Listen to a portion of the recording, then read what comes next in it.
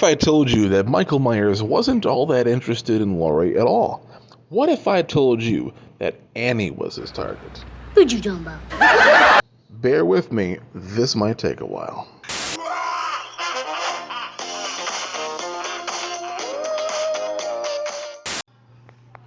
So, when you're rewatching 1978's classic Halloween, one must do so with the proper mindset.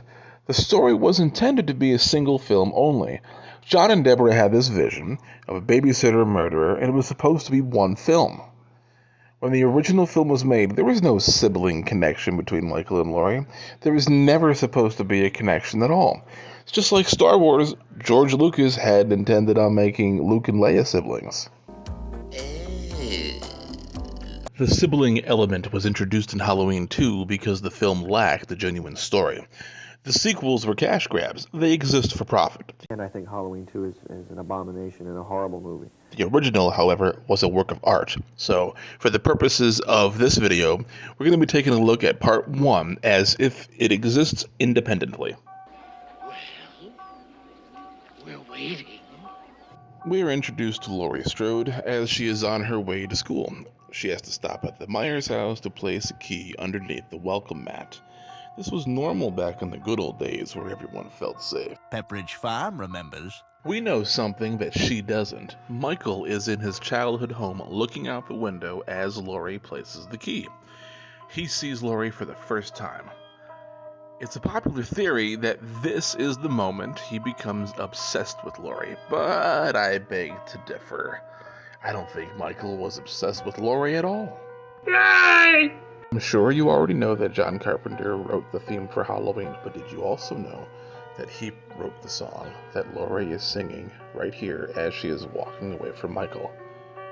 Furthermore, this song makes a surprise appearance in the 2018 film played on the radio in the pickup truck during Michael's escape scene. Who cares? It's widely believed that Michael Myers followed Laurie to school and is now watching her through the window.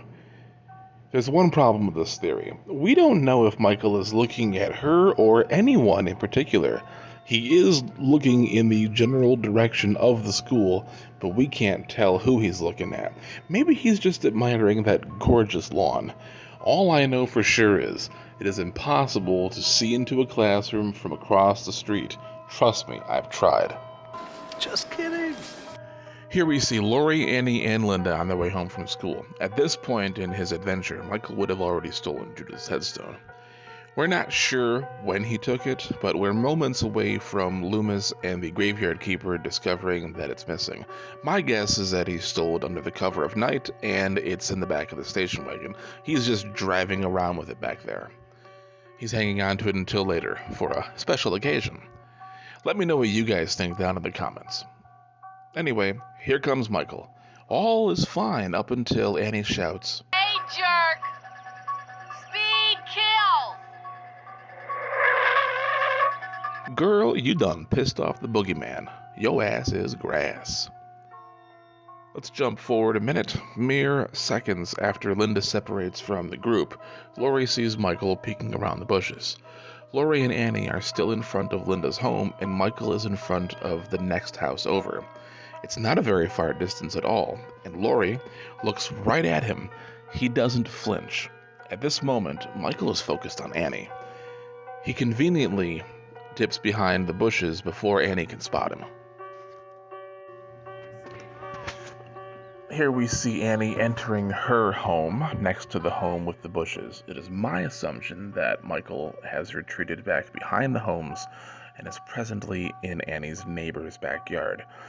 That's where he's standing when Laurie looks out her window to the left, up the street a few houses. As you'll also see, Laurie lives a few houses down from Annie. I think I'd be doing you a great disservice if I didn't include this snip right here from the television version of Halloween. What we have here is Linda barging in on Laurie as she's getting ready to go out babysitting. She says that creepy guy in the car has been following her. So, clearly Michael is not singling Laurie out. She probably saw him in the backyard. Michael would have been in the backyard of the house with the bushes, which was right in between Annie's house and Linda's house. Skipping ahead a little bit here, it is now evening and the girls are on their way to do their babysitting. This is the part that really caught my attention. This is where I was first aware of what was really going on here, what Michael's true intentions were.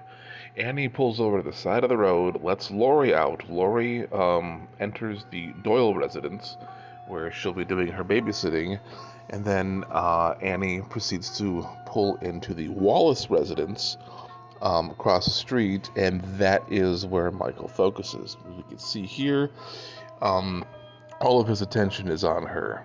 He pulls forward ahead of where Laurie was, gets out of the car, and casually strolls right up to the Wallace residence. His eyes never leave Annie. He's laser focused on her. She is his target. For the next little while, Michael appears to be completely fixated on Annie. We see him looking through the window as she's on the phone with Paul. Just watching, plotting. Yep, can't take his eyes off her. Checking out this window. Just kind of enjoying the view. He spends a lot of time watching carefully, planning, obsessing over Annie. He doesn't spend nearly this much time on anyone else in this movie.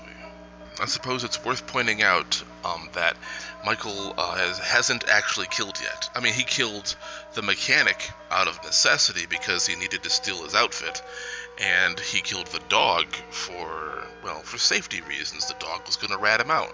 But Annie's death is the first unnecessary death by his hands.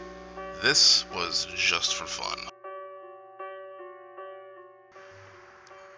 Annie's death scene traumatized me as a little boy so bad that I am 37 years old, and I can't get into a car without looking in the back seat first, and it's all John Carpenter's fault. And as soon as the deed is done, he wastes no time carrying her from the car, out of the garage, around the house, and up to the bedroom. And then we got these hornballs barging in like Todd Phillips from Old School. I'm here for the gangbang. At the point that Bob and Linda show up to begin making out on the sofa, Michael would have already had Annie's body positioned upstairs with Judith's headstone. And Michael would have had no idea that Bob and Linda were coming. I think at this point in the movie, his goal has been reached, his job is done, and he was not expecting more guests. The last he knew, Lindsay had somewhere else to go, and he had the house to himself. Bob and Linda was an unexpected surprise.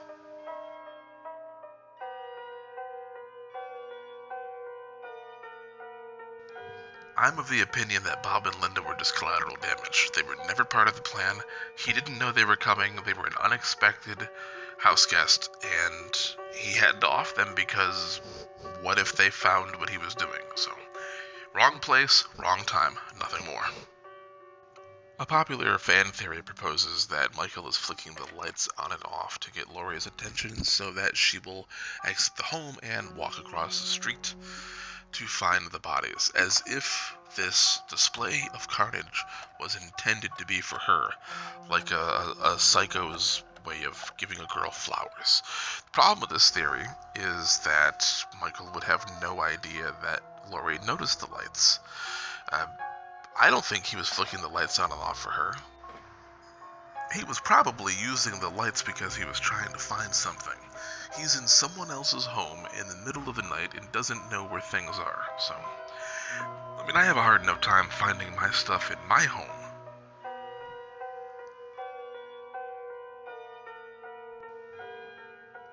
And this is the part where Laurie makes the decision that will impact the rest of her life.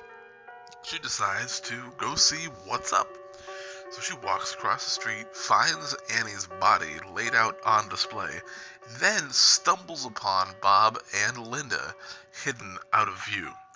I believe that Bob and Linda were hidden out of the way because they weren't part of the masterpiece. Again, they were just collateral damage. His focus was Annie. Now he has to focus on Laurie because, just like Bob and Linda, she showed up where she didn't belong, and he has to take care of it. All three of them, wrong place, wrong time. Bob, Linda, and Laurie. Michael was only concerned with Annie.